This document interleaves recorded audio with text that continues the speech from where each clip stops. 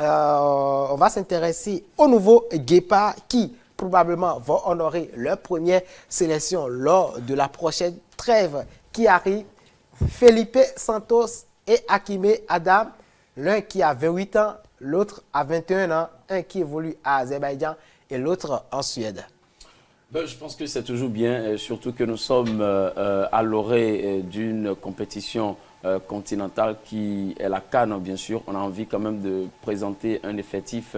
Mais est-ce que c'est à la veille qu'il faut... Non, justement, ce n'est pas encore trop tard. Quand nous passons quand même à la loupe les quelques statistiques de la part de ces joueurs qui ont rejoint désormais la tanière des Guépards, je pense qu'il y a quand même de la qualité avec les deux mastodontes. Et nous pouvons compter quand même sur le joueur en provenance du Brésil, par exemple, quand je parle de Felipe Santos, qui quand même porte ce patronyme qui fait rêver. Quand on connaît quand même les Santos, on sait que c'est des joueurs quand même qui sont pétris de talent. On espère qu'il aura quand même ce gène, je dirais, en lui pour quand même propulser la charnière offensive de notre équipe nationale. Bon, déjà, moi, mon avis, c'est Correa. C'est deux bons joueurs déjà, sans qu'on ne les voit encore à l'œuvre. Deux grands joueurs. Moi, je pense que Felipe, je pense pas, quand je l'ai vu jouer, j'ai regardé quelques-uns de ses matchs, les séquences, hein, je vois que c'est quelqu'un qui peut nous apporter, techniquement surtout. Parce qu'aujourd'hui, notre équipe, on peine à avoir ce joueur qui a vraiment de la magie pour pouvoir nous sortir des situations compliquées. Et je pense que pour lui, ça peut passer. Et même pour l'attaquant aussi, oui, parce que c'est un joueur qui peut jouer beaucoup dans l'espace. Un attaquant qu'on n'a pas aujourd'hui, parce qu'aujourd'hui, on a Steve Mounier qui est souvent dos au but. Et ça pénalise un peu le jeu. Et donc, avec Hakim, je pense que Hakimi, pardon, je pense qu'on peut avoir plus de mouvements devant et voilà, ça peut passer. Et dans le même sens que Dialilou en disant que de nouveaux joueurs, ce sont de nouveaux joueurs à suivre de très près. La sélection béninoise se renforce clairement et donc je suis vraiment curieux de voir comment Gernot Rohr saura quand même utiliser ces deux joueurs-là avec Felipe, je crois, 28 ans, hein, si j'ai bonne mémoire. 28 ans. Oui, 28 ans. Donc, peut-être lui peut apporter de la maturité, pourquoi pas.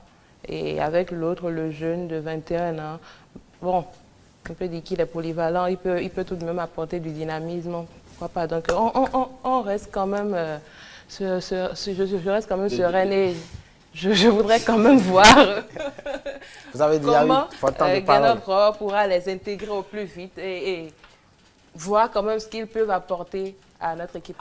Pour moi, le Felipe Santos, bon, sachant qu'il a fait la formation brésilienne, on peut se dire, bon, il peut apporter quelque chose à cette sélection, l'expérience de la maturité, comme Ourou Dialilou l'a dit. Mais après, quand on prend en compte son âge, on se dit, bah, est-ce que c'est à 28 ans qu'il faut réellement opter pour une sélection comme le Bénin? En tout cas, oui, l'âge n'est que chiffre. Pour la sélection actuelle, oui, on a besoin plus des joueurs jeunes, sur qui on peut compter sur l'avenir, 5 ans, 10 ans pour construire la sélection nationale. Mais si il est là pour quelques coups d'éclat, en tout cas, on verra bien ce que ça va donner. Revenons maintenant au cas Hakimi Adam. Personnellement, pour moi, il n'a pas encore le niveau pour évoluer avec les Guépards. Si on veut réellement renforcer notre attaque. Aujourd'hui, Hakimi Adam, il évolue en deuxième division en Suède. 27 matchs pour 4 ou 5 buts.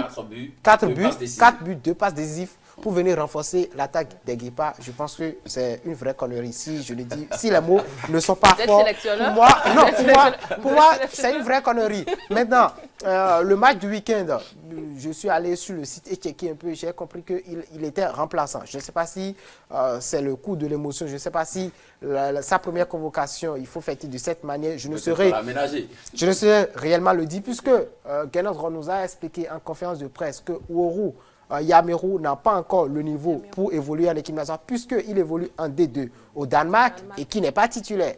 Donc, quand vous ramenez un joueur comme Hakimi Adam, qui n'a que 4 buts en 27 matchs en tant qu'attaquant, alors là, peut-être, je me trompe, peut-être que je suis dû avec le joueur. Mais à l'instant T où nous parlons, aujourd'hui, nous sommes le 3 novembre 2025, je pèse bien mes mots, Hakimi Adam, n'a pas ce niveau. En tant que binational, si c'était un joueur au plan local, je pouvais comprendre. Mais en tant que binational, il n'a pas encore le niveau pour évoluer avec les Guépards.